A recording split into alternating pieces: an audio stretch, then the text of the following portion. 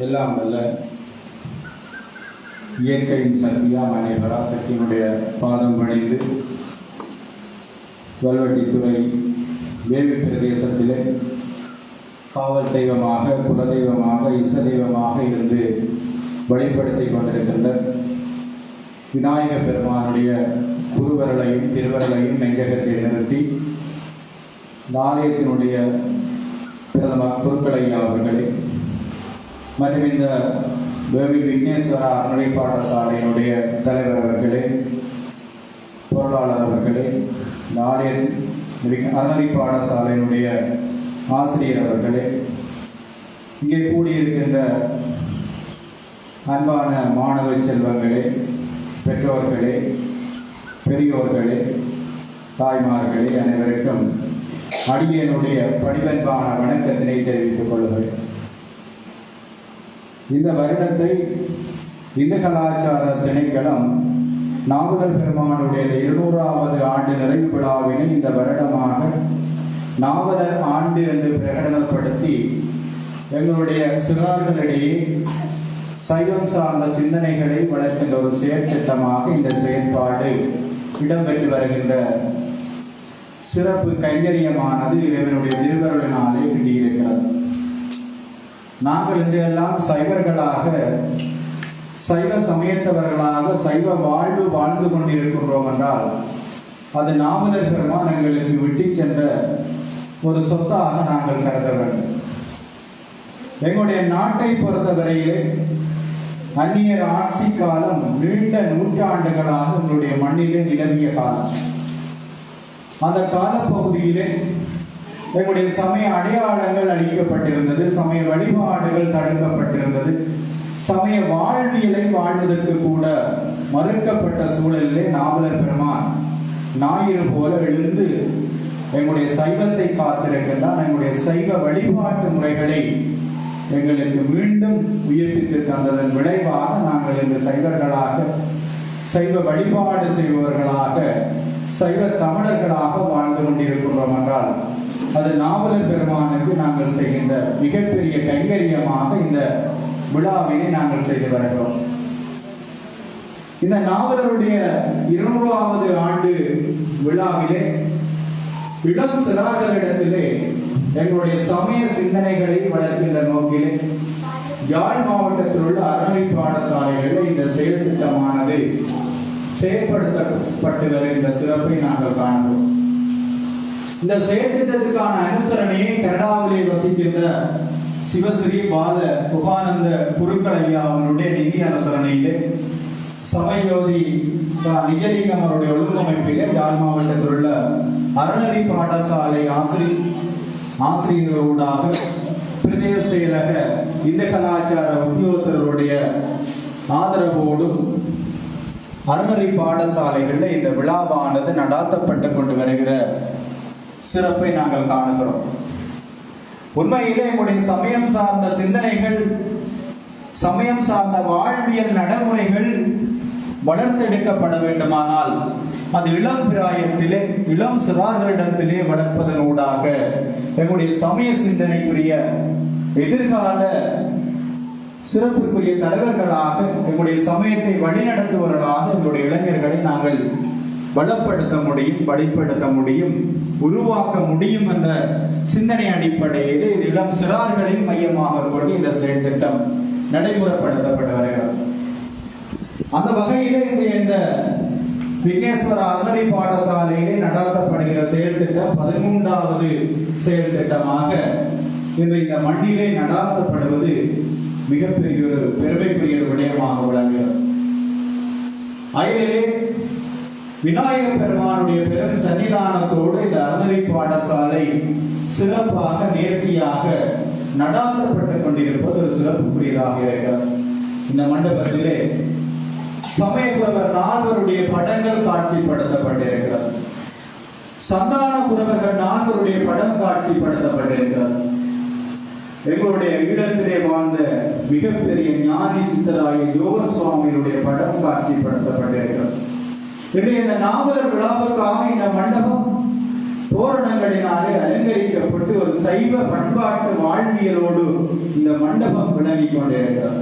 இங்கே இளம் சிறுவர்கள் எல்லாம் சைவ ஆசார ஆடைகளோடு இந்த மண்டபத்திலே கலந்து கொண்டிருக்கிறார்கள் என்றால் இதனுடைய வெளிப்பாடு நாவலர் பெருமானுடைய வெளிப்பாடாக நாங்கள் பார்க்க வேண்டும். அன்று 1822ஆம் ஆண்டு நாவலர் பெருமான் இந்த மண்ணிலே அவதரித்திருக்காவிட்டால் நாங்கள் இந்த சைவ அடையாளத்தோடு வாழ்ந்திருப்போம் என்றால் அது ஒரு மிகப்பெரிய கேள்விக்குறியாக இருக்கிறது. நாவலர் பெருமான் எங்களுடைய யாழ்ப்பாண மன்னருடைய தலைநகரமாகிய நல்லூர் பேரரசிலே நல்லூர் நகரிலே நாவலர் பெருமான் வந்துதிக்கிறார். சிவகாமி அம்மை கந்தப்பிள்ளையினுடைய இளைய மகனாக நாவலர் பெருமான் 1822ஆம் ஆண்டிலே இந்த யாழ் மண்ணிலே நல்லூர் பிரதேசத்திலே வந்துதித்த ஒரு மகானாக விளங்குகிறார். அந்த நாவலர் பெருமான் வந்துதித்த அவர் வாழ்ந்த காலப்பகுதியை நாங்கள் நோக்குகிற பொழுது 19ஆம் நூற்றாண்டு காலப்பகுதி எங்களுடைய நாட்டை அந்நியர்கள் ஆண்ட காலப்பகுதி. போர்த்துகேயர் உள்ளாந்தருக்கு பிற்பாடு ஆங்கிலேயர் ஆட்சி செய்த அந்த காலப்பகுதியிலே அங்கே ஆங்கில மிஷனரிகளுடைய செல்வாக்கினாலே எங்கள் பிரதேசத்தில் இருந்த அனைத்து ஆலயங்களும் அழிக்கப்பட்டிருந்தது. ஒருவர் சைவ வாழ்வியலோடு சைவ உடையணிந்து பொது நிகழ்வுகள் இல்லங்களிலே நிகழ்வுகளை நடாத்துவது தடை விதிக்கப்பட்டிருந்த காலம். ஒருவர் விரத அனுஷ்டானங்களை கூட சரியாக கடைபிடிக்காத காலப்பகுதியிலே எங்களுடைய சமயம் வீழ்ச்சி நோக்கி சென்று கொண்டிருந்த காலம். அங்கே பணத்திற்காக பதவிக்காக மதமாற்றங்கள் வெகுவாக நடைபெற்றுக் கொண்டிருந்த காலம்.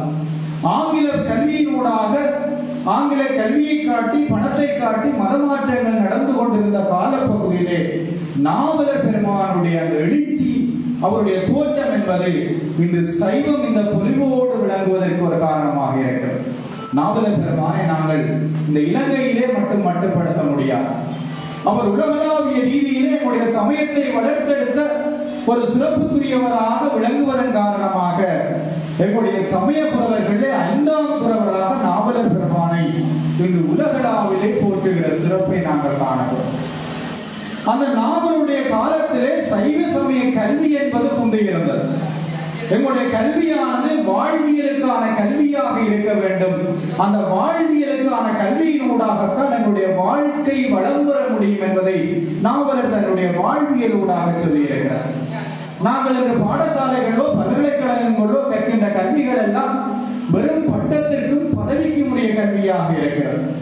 நாங்கள் இந்த வாழ்விலே நல்லபடி வாழ வேண்டுமானால் எங்களுடைய சைவம் காட்டுகிற வாழ்வியல் படி வாழ வேண்டுமானால் வாழ்க்கைக்குரிய கல்வி மிக முக்கியமாக இருக்கிறது. அந்த வாழ்க்கையின் கல்வி என்பது நம்முடைய சைவ அனுஷ்டானங்கள் இந்த அறநெறி விடயங்களை கற்றுக் கொள்ளுகிற கல்வி என்பது வாழ்வியலை வெளிப்படுத்துகிற கல்வியாக இருக்கிறது. நாவலர் பெருமானுடைய காலத்திலும் அது அவருக்கு தேவையாக இருக்கிறது. அவர் வாழ்ந்த காலத்திலே நம்முடைய சைவ நிறுவனங்களை இந்த நிறுவனங்களை ஒழுங்குபடுத்துவதற்கான ஒரு பொது அமைப்பு இல்லை.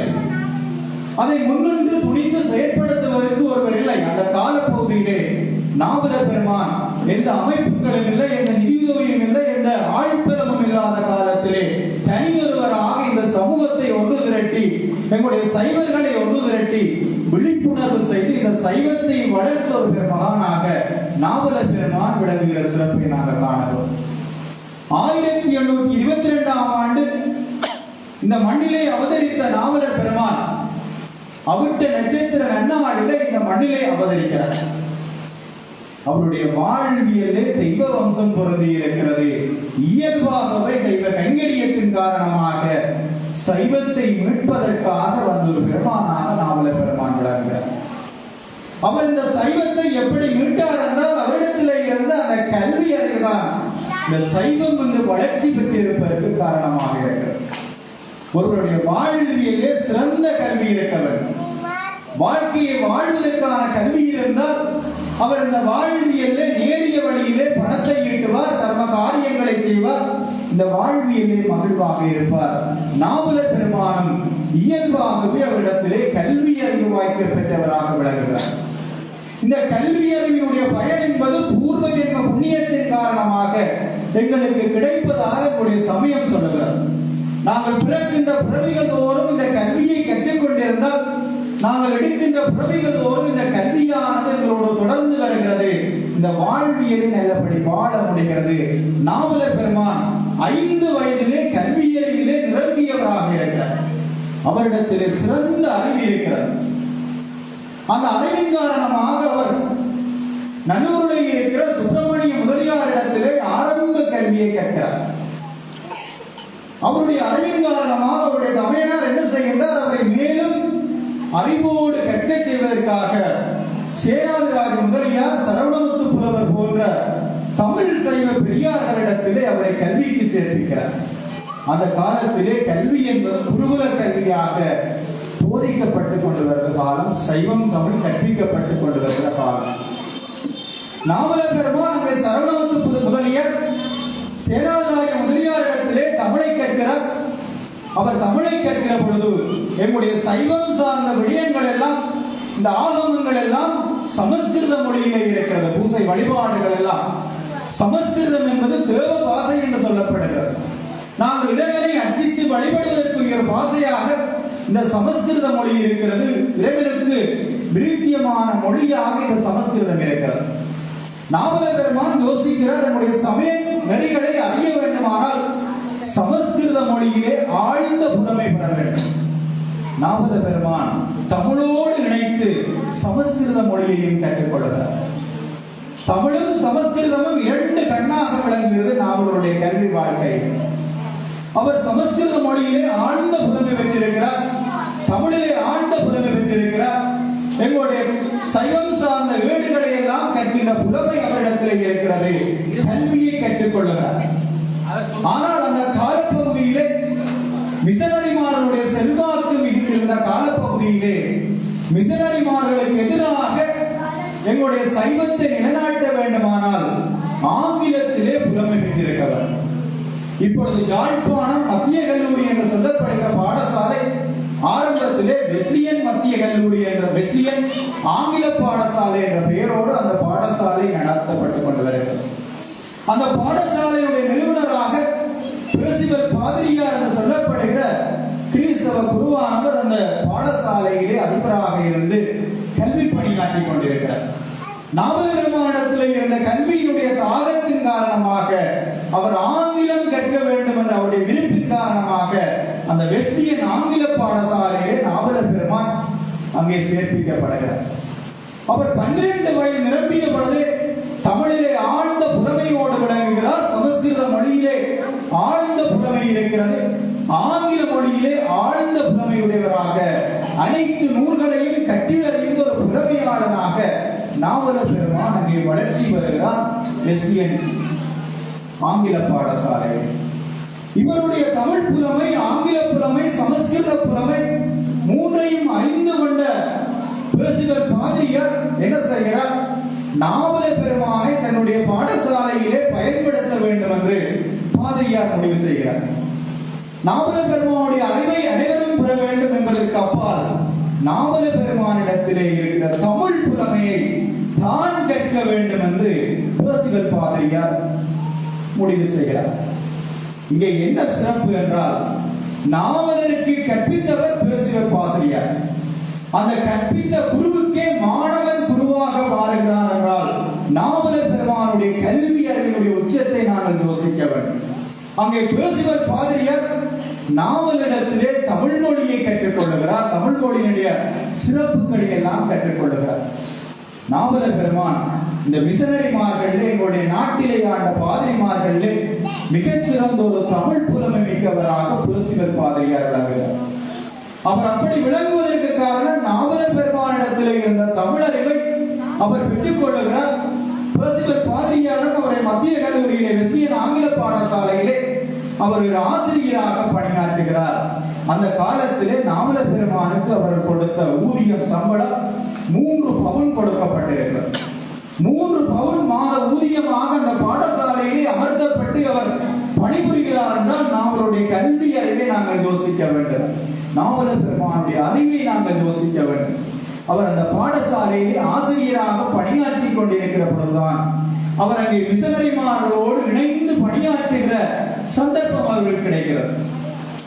அங்கே கிறிஸ்தவம் சார்ந்த விடயங்களை கற்றுக்கொள்ளுகிற அறிபவரிடத்திலே கிடைக்கின்ற பொழுதுதான் அவர் இந்த மிஷனரிமார்களுக்கு எதிராக போராட வேண்டும். அவர்களுக்கு எதிராக இந்த சைவத்தை நிலைநிறுத்துவதற்கு என்ன செய்ய வேண்டும் என்று நாவலர் பெருமான் அல்லும் பகலும் யோசிக்கிறார். நாவலர் பெருமானுடைய வரலாற்றை எழுதிய நல்லூர் கைலாசப்பிள்ளை அவர்கள் அவருடைய வரலாற்றிலே சொல்லுகிற பொழுது நாவலர் பெருமான் சிறு வயதிலே பாடல் இயற்றுகிற அறிவு பெற்றிருந்ததாக சொல்லுகிறார். அவர் தன்னுடைய 13வது வயதிலே சிவபெருமானை நினைத்து சிவனுடைய அருளினாலே ஒரு வெண்பா இயக்கி இருக்கிறார். இந்த சைவத்தை எப்படி காக்க வேண்டும் என்று இறைவனிடத்திலே விண்ணப்பம் செய்வதாக அந்த வெண்பா பாடல் இருக்கிறார். அவர் இயல்பாகவே கல்வி அறிவோடு, தமிழ் அறிவோடு, சமஸ்கிருத அறிவோடு, ஆங்கில புலமை பெற்ற நாவலர் பெருமான் அங்கே ஆங்கில பாடசாலையிலே பாதிரியாருக்கு கீழே பணியாற்றுகிறார். பணியாற்றுகிற பொழுது அவருடைய உள்ளத்திலே உதிக்கிறது, எங்களுடைய சைவத்தை மீட்க வேண்டும், சைவ மக்களுடைய சைவ வாழ்வியலை மீண்டும் காப்பாற்ற வேண்டும் என்று நாவலர் பெருமான் முடிவு செய்கிறார்.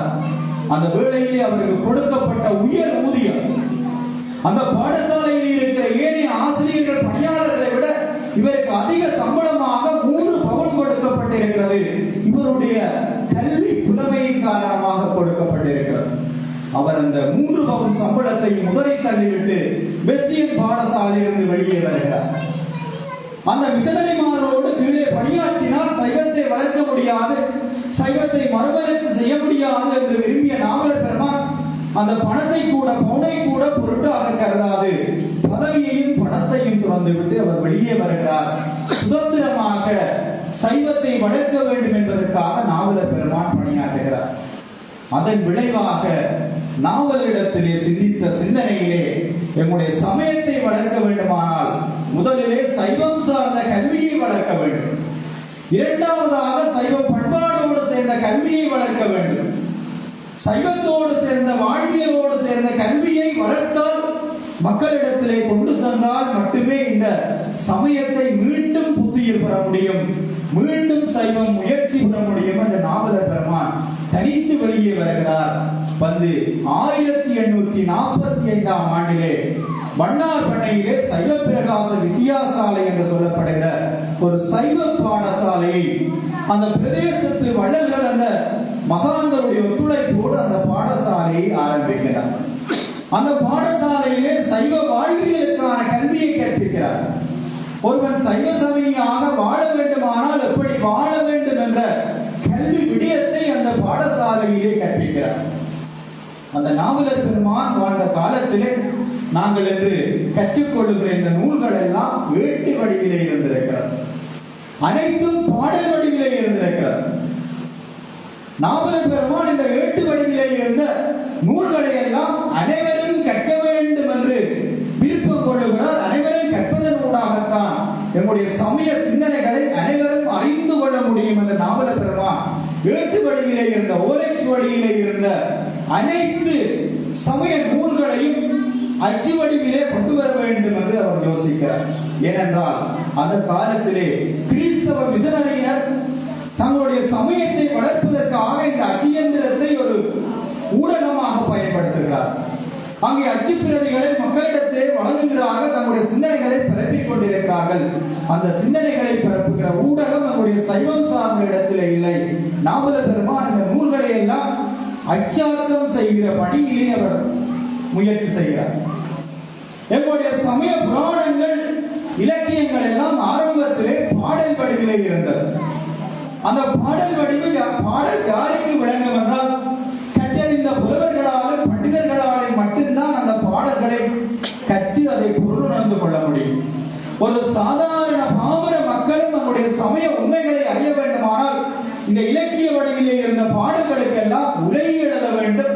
அந்த உரைநடை என்று சொல்லுகிற வசனத்தினூடாக அனைவரும் கற்றுக்கொள்ள வேண்டும் என்று நாவலர் பெருமான் யோசிக்கின்றார். அதன் விளைவாக நம்முடைய சமய இலக்கியங்களிலே 2 கல்வி பணியிலே 2 பணியை நாவலர் செய்கிறார். அங்கே ஏட்டு வடிவிலே இருந்த நூல்களை எல்லாம், ஓலைச்சுவடியாக இருந்த நூல்களை எல்லாம் அச்சாக்கம் செய்ய வேண்டும். இரண்டாவதாக பாடலிலே இருக்கின்ற இலக்கியங்களுக்கெல்லாம் உடனடியே எழுத வேண்டும் என்று நாவலர் பெருமான் தனக்குள்ளே யோசிக்கிறார். இது ஒரு சைவம் வளர்ச்சி செய்வதற்கு ஒரு படியாக இருக்கும் என்று நாவலர் பெருமான் முடிவு செய்கிறார். அதன் விளைவாக ஒரு அச்சியந்திர சாலையை நிறுவ வேண்டும், நிறுவதனூடாக இந்த பெரிய கைங்கரியத்தை செய்ய வேண்டும் என்று நாவலர் பெருமான் 1849ஆம் ஆண்டு வித்யானுபாரண அச்சியந்திர சாலை என்று சொல்லப்படுகிற அச்சியந்திர சாலையை யாழ்ப்பாணத்திலே வண்ணார் பண்ணையிலே அதை ஆரம்பிக்கிறார். அந்த வித்யானுபாரண அச்சியந்திர சாலையின் உண்டாக ஓலைச்சுவடியாக இருந்த நூல்களை எல்லாம் அச்சுவாகனம் ஏற்றுகிறார். இலக்கிய வடிவில் இருந்த பாடல்களை எல்லாம் வசனம் எழுதுகிறார்.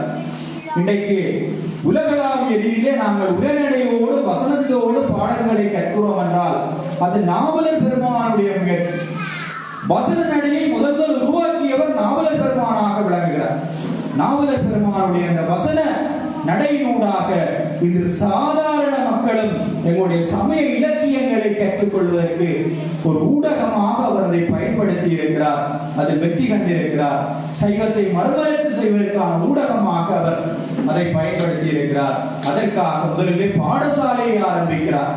சைவ பிரகாச வித்யாசாலையை ஆரம்பிக்கிறார். இரண்டாவதாக வித்யானுபாரண அச்சியந்திர சாலையை யாழ்ப்பாணத்திலே ஆரம்பித்து எங்களுடைய நூல்களை எல்லாம் அச்சுவாகனம் ஏற்றுகிறார். உடனடி எழுதி நம்முடைய சைவ வாழ்வியலுக்கான அந்த பணியை செய்து கொண்டிருக்கிறார். அவருடைய காலத்திலே சைவ வாழ்வியலை கொண்டு செல்ல வேண்டும் என்பதற்காக நாவலர் பெருமான் நம்முடைய சைவ சமய உண்மைகளை எல்லாம் மக்களிடத்திலே கொண்டு செல்ல வேண்டும் என்று அவருடைய பணியின் காரணமாக அவர் எங்களிடத்திலே இருந்த நூல்களை பதிப்பாக்கம் செய்கிறார். எங்களுடைய யாழ்ப்பாண கலாச்சாரத்தை நாங்கள் கந்தபுராண கலாச்சாரம் என்று சொல்கிறோம். கந்தபுராண கலாச்சாரம் என்பது வாழ்வியல், தத்துவம், சமயம் மூன்று இணைந்தது கந்தபுராண கலாச்சாரம். எங்களுடைய வாழ்வியல் வேறு, தத்துவம் வேறு, சமயம் வேறு அல்ல. மூன்று இணைந்த வழிபாடு எங்களுடைய சைவ வழிபாடு. நாங்கள் சிவ பரம்பொருளை முழுமுதற் கடவுளாக கொண்டு வழிபாடு செய்கிறோம். சைவ வாழ்வியலை வாழ்கிறோம். அங்கே சைவ சித்தாந்தம் கூறுகிற பதி பசு பாசம் என்கிற அந்த முப்பொருள் தத்துவத்தை அடிப்படையாக கொண்டது எங்களுடைய சமயம். அங்கே சைவ சித்தாந்தத்திலே முப்பொருட்களாக பதி பசு பாசம் என்கின்ற மூன்று பொருட்களை எங்களுடைய சமயம் சொல்லுகிறது. பதி என்றால் இறைவனை குறிக்கிறது. இந்த அண்ட சராசரங்கள் எல்லாம் பிறந்திருக்கிற இறைவன், பஞ்சபூத வடிவனாக இருக்கிற இறைவன், இந்த பிரபஞ்சத்தை இயக்கிக் கொண்டிருக்கின்றவன் இறைவன். அவனை பதி என்கிறது எங்களுடைய சைவ சித்தாந்த தத்துவம். நாங்கள் எல்லாம் மனிதர்களாக பிறந்திருக்கிறோம். ஔவையார் சொல்லுகிறார், அரிது அரிது மானிடராதல் என்று சொல்கிறார். நாங்கள் இந்த மனித உடலை எடுத்திருக்கிறோம். நம்முடைய உடலுக்குள்ளே இருந்து இயக்கிக் கொண்டிருப்பது ஆன்மா என்று சொல்லப்படுகிற இறைவனை போல நித்தியமான உண்மையான அழிவில்லாத பொருள் ஆன்மா. அவர் அதை சைவ சித்தாந்தத்திலே பசு என்று சொல்லுகிறோம். பசு என்றால் ஆன்மா நம்முடைய உடலிலே இயக்கிக் கொண்டிருக்கிறது. நாங்கள் இந்த பிறவியை எடுத்திருக்கிறோம், தான தர்மங்களை எல்லாம் செய்கிறோம் என்றால் இந்த உடலுக்கு நாங்கள் இதையும் செய்வதில்லை. எங்களுக்குள்ளே இயக்கிக் கொண்டிருக்கிற ஆன்மாவுக்கு தான் நாங்கள் காரியங்களை செய்கிறோம். இந்த ஆன்மாக்களுக்கு நாங்கள் செய்கிற பாவ புண்ணியத்துக்கு ஏற்பத்தான் எங்களுடைய பிறவிகளை நாங்கள் எடுக்கிறோம். ஒரு நல்ல கர்மத்தினை செய்த ஆன்மா நல்ல பிறவியை எடுக்கிறது. நாங்கள் பிறக்கின்ற பிறவிகள் தோறும் இந்த வினையானது எங்களை தொடர்ந்து வந்து கொண்டிருக்கிறது. ஒரு குழந்தை, சிறு குழந்தை மண்ணிலே பிறக்கின்ற பொழுது அதனுடைய இரண்டு கைகளும் கொத்தியபடிதான் அந்த குழந்தை மண்ணிலே பிறக்கிறது. நாங்கள் இந்த பிறவிகள் தோறும் நாங்கள் செய்த வினைகளை இந்த மண்ணிலே அனுபவிக்க வேண்டும். சிலர் வாழ்வியலே நல்ல காரியங்களை செய்வார்கள், இறை வழிபாடு செய்வார்கள், பிறருக்கு நன்மை செய்வார்கள். ஆனால் அவருடைய வாழ்வியலே நாளாக துன்பத்தை அனுபவித்துக் கொண்டிருப்பார். ஏன் துன்பத்தை அனுபவிக்கிறார் என்றால் அவர் முன்பினையிலே செய்த பாவ காரியத்தை இந்த பிறவியிலே அனுபவித்தே ஆக வேண்டும். நாங்கள் பிறக்கின்ற பிறவிகள் தோறும் நல்ல காரியங்களை, நல்ல விதைகளை செய்ய வேண்டும், இறை காரியங்களை செய்ய வேண்டும், சைவ வழிபாட்டு வாழ்வியலோடு வாழ வேண்டும். அதை அனைத்தும் ஆன்மாவுக்கு நாங்கள் செய்கிற காரியமாக இருக்கிறது. இந்த உடலை விட்டு ஆன்மா எங்கோ ஒரு நாள் அதனுடைய கர்மத்தினுடைய நியதி எல்லை முடிகிற பொழுது ஆன்மா உடலை விட்டு நீங்குகிற பொழுது இது வெறும் வெற்றி உடலாக மாறிவிடுகிறது. நாங்கள் செய்கிற நன்மையை தீவினை எல்லாம் ஆன்மாவை சார்கிறது. அது சைவ தத்துவத்திலே, சைவ சித்தாந்தத்திலே பசு என்று சொல்லப்படுகிறது. பாசம் என்றால் ஆணவம், கர்மம், மாயை என்று சொல்லப்படுகிற மும்மலங்களை பாசம் என்று சொல்லுகிறோம். எங்களுடைய இந்த ஆன்மாவை இந்த மூன்று மலங்களாகிய ஆணவம், கர்மம், மாயை பற்றி இருக்கின்றது. இந்த உலகியலே வாழ்ந்து கொண்டிருக்கிறோம். நாங்கள் இறைவனுடைய திருவடிகளை அடைய வேண்டுமானால், ஆன்மாவானது இறைவனுடைய திருவடிகளை அடைய வேண்டுமானால், இந்த ஆணவம், கர்மம், மாயை என்று சொல்லுகிற மும்மலங்கள் இருந்து விடுபட்டு இறைவனை திருவடிகளை அடைய வேண்டும். அந்த மல நீக்கம் பெற வேண்டும். இது சைவ தத்துவம். நாங்கள் கந்த புராணத்தை எடுத்துக்கொள்கிறோம். அங்கே பதியாகிய இறைவனாக சுப்பிரமணிய பெருமானாகிய முருகப்பெருமான் காட்டப்படுகிறார். அங்கே நாவலர் பெருமானுடைய மிக பிரியமான நூலாக கந்த புராணம் இருக்கிறது. யாழ்ப்பாண கலாச்சாரம், கந்த புராணம் கலாச்சாரம் என்று நாவலர் பெருமான் கந்த புராணத்திற்கு முதலிலே வசனம் எழுதுகிறார், உரைநடை எழுதுகிறார். அங்கே கந்த புராணத்திலே பதியாகிய முருகக் கடவுள் வேறு, சிவன் வேறு அல்ல. கந்த புராணத்தை படித்தால், ஆழமாக படித்தால் தெரியும். சிவபெரும்பொருள் அங்கே தேவர்களை அழிப்பதற்காக சுப்பிரமணிய பரமேஸ்வரனாக வடிவம் கொள்கிறார். அங்கே சிவபெரும்பொருளுக்கு 5 திருமுகங்களை நாங்களுடைய சமயத்திலே கற்கிறோம். ஈசானம், தற்புருஷம், அகோரம், வாமதேவம், சத்தியோசாரம் என்று சொல்லப்படுகிற 5 திருமுகங்களை உடையவர் சிவபெரும்பொருள். ஆனால் சுப்பிரமணிய பரமேஸ்வரன் ஆகிய முருகக் கடவுள் 6 திருமுகத்தோடு இருக்கிறார். அங்கே சிவபெரும்பொருளுடைய 5 திருமுகங்களோடு அதோமுகம் என்று சொல்லப்படுகிற ஒரு முகம் இருக்கிறது. அந்த முகம் ஞானிகளாலும் தேவர்களாலும் ரிஷிகளினால் மட்டும்தான் அந்த திருமுகத்தை அறிந்து கொள்ள முடியும். அங்கே தேவர்கள் துன்பப்படுகிற பொழுது சிவபெரும்பொருள் தன்னுடைய ஈசானம், தற்புருஷம், அகோரம், வாமதேவம், சத்தியோசாரம் என்கின்ற 5 திருமுகங்களோடு அதோமுகம் என்று சொல்லுகிற 6வது திருமுகத்தோடு 6 திருமுகங்களில் இருந்து நெற்றிக்கண் அந்த அக்கினியினூடாக 6 குழந்தைகளை உருவாக்குகிறான். அங்கே சுப்பிரமணிய பரமேஸ்வரன் என்று அங்கே கந்த புராணத்திலே சொல்லப்படுகிறது. சிவன் வேறு, முருகன் வேறு அல்ல. சிவபெரும்பொருளை நாங்கள் முருகக் கடவுளாக காணுகிறோம். அது பதியாக சொல்லப்பட்டிருக்கிறது. அங்கே சூரபத்மன், சிங்கமுகாசுரன், தாரகாசுரன் மும்மலங்களுடைய குறியீடாக காட்டப்படுகிறார். நாங்கள் சூரன் போரை அவதானிக்கின்ற பொழுது அங்கே முதலிலே தாரகாசுரனுடைய யானை தலை வீழ்த்தப்படுகிறது. அது மாயாமலத்தை குறிக்கிறது. எங்களுடைய இந்த மும்மலங்களிலே முதலிலே நீக்கப்பட வேண்டிய இந்த மாயாமலம். மாயை என்றால் நாங்கள் இந்த உலகிலே வாழ்ந்து கொண்டிருக்கிற பொய்யரை, என்றோ ஒரு நாள் அழிந்து விடக்கூடிய இந்த உடல், என்றோ ஒரு நாள் நாங்கள் இந்த மண்ணிலே அனுபவிக்கிற அனைத்தையும் விட்டுவிட்டு எங்களுடைய ஆன்மா இந்த உடலை விட்டு நீங்கி விடுகிறது. நாங்கள் வாழுகிற பொழுது இறைவனை மறந்து இந்த அழியக்கூடிய பொருட்களை உண்மை பொருட்கள் என்று இந்த மயக்கத்திலே வாழ்ந்து கொண்டிருக்கிறோம். முதலிலே அந்த மாயாமலம் நீக்கப்பட வேண்டும். அங்கே சூரன் போரிலே தாரகாசுரனுடைய தலை வீழ்த்தப்படுகிறது. இரண்டாவதாக சிங்கமுகாசுரன் கர்மத்தினுடைய குறியீடாக காட்டப்படுகிறார். சிங்கமுகாசுரனுடைய தலை வீழ்த்தப்படுகிறது. மூன்றாவதாக சூரபத்மன் ஆணவத்தினுடைய குறியீடாக விளங்குகிறார். எங்களுடைய சைவ தத்துவத்தின்படி இந்த ஆணவம் ஒரு பொழுதும் அழிவடைந்து போவதல்ல. அங்கே சூரன் போரிலே சிங்கமுகாசுரன் அங்கே கொல்லப்படவில்லை. அவன் சேவலும் மயிலமாக மாற்றப்படுகிறான். ஆணவம் அழிவடைய மாட்டாது. ஆணவத்தினுடைய சக்தி வலிகெடுகிற பொழுது நாங்கள் இறைவனுடைய திருவடிகளை அடைந்து கொள்ள முடியும். இதை நம்முடைய சைவ தத்துவம் காட்டுகிறது. அந்த மும்மலங்களுடைய நீக்கம் பெற வேண்டும். ஆன்மா நீங்குகிற பொழுது இறைவனுடைய திருவடிகளை அடைந்து கொள்ள வேண்டும் என்பதற்காக அங்கே மும்மலங்களுடைய தத்துவம் சொல்லப்பட்டிருக்கிறது. நாங்கள் நம்முடைய சிவ ஆலயங்களிலே தட்சிணாமூர்த்தி என்று சொல்லப்படுகிற தென்முக கடவுளை நாங்கள் வழிபாடு செய்கிறோம் அல்லவா? எங்களுடைய வாழ்வியலிலே கல்வி அறிவு பெற வேண்டும். நாங்கள் வளமாக வாழ்வதற்காக ஒரு வியாழக்கிழமைகளே எங்கள் தட்சிணாமூர்த்தி வழிபாடு செய்கிறோம். அங்கே தட்சிணாமூர்த்தியினுடைய திருக்கரத்திலே இந்த சின்முத்திரை என்று சொல்லப்படுகிற ஒரு முத்திரையை பிடித்திருக்கிறார். இந்த சின்முத்திரை என்பதும் அங்கே கந்தபுராண தத்துவத்தை தான் சொல்லுகிறது. எங்களுடைய இந்த இறைவனுடைய படைப்பிலே 5 விரல்கள் இருக்கிறது. இந்த பெருவிரல் தனித்து இருக்கிறது. இது இறைவனாகிய பதியை குறிக்கிறது. இந்த 4 விரல்களும் ஒரு அச்சிலே இருக்கிறது. இந்த முதலாவது சுட்டு விரல் ஆன்மாவை குறிக்கிறது. இந்த நடுவிரல் ஆணவத்தை குறிக்கிறது. இரண்டாவது கர்மத்தை குறிக்கிறது, மாயையை குறிக்கிறது. அங்கே தட்சிணாமூர்த்தியுடைய வடிவத்திலே இந்த ஆணவம் மலங்களோடு இணைந்திருக்கிறது. ஆணவம், கர்மம், மாயை என்ற மும்மலங்களோடு இணைந்திருக்கிறது. இந்த ஆன்மா இந்த மும்மலங்களிலிருந்து விடுபட்டு இறைவனுடைய திருவடிகளை அடைதல் தான் வாழும் பயன் என்பதை அங்கே தட்சிணாமூர்த்தி சின்முத்திரையாக பிடித்து காட்டுகிறார். இதுதான் கந்தபுராண தத்துவம். இதுதான் கந்தபுராண கலாச்சாரம். எங்களுடைய யாழ் மாவட்டத்திலே வாழ்ந்து கொண்டிருக்கிற சைவ பெருமக்களுடைய வாழ்வியல் இந்த கந்தபுராண கலாச்சாரம் தான். அவருடைய வாழ்வியல் ஒன்று, சமயம் ஒன்று, அவருடைய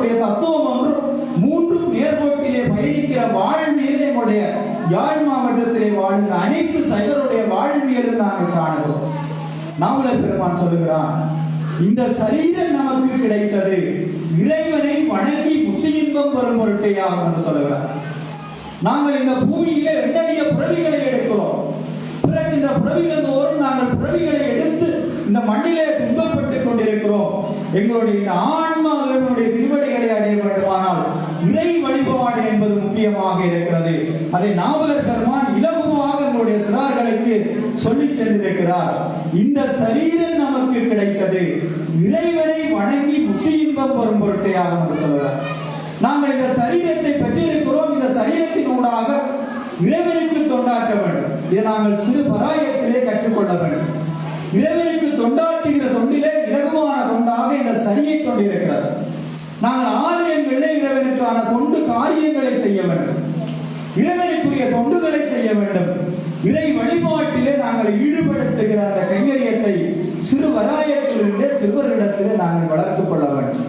சைவ வாழ்வியல் வாழ வேண்டுமானால் முதலிலே அடிப்படையாக இருப்பது ஆலய வழிபாடு என்று சொல்லப்பட்டிருக்கிறது. எங்களுடைய சைவம் காட்டுகிற வாழ்வியல் படி நாங்கள் எங்களுடைய வாழ்க்கையை வாழ்வதற்காக அடிப்படை வழிபாடாக இந்த ஆலய வழிபாடு இருக்கிறது. நாங்கள் ஆலயத்திலே இறைவனை வழிபாடு செய்கிறோம். அந்த ஆலயத்திலே பூசை வழிபாடுகள் செய்கிற சிவாச்சாரியர் அந்தன பெருமானை நாங்கள் குருவாக கருதி வழிபாடு செய்ய வேண்டும். எங்களுடைய சமய வழிபாட்டிலே குரு வழிபாடு என்பது முக்கியமாக இருக்கிறது. நாங்கள் இளம் பராயத்தில் நீங்க சிறுவர்களிடத்திலே அவதானித்திருந்தேன்.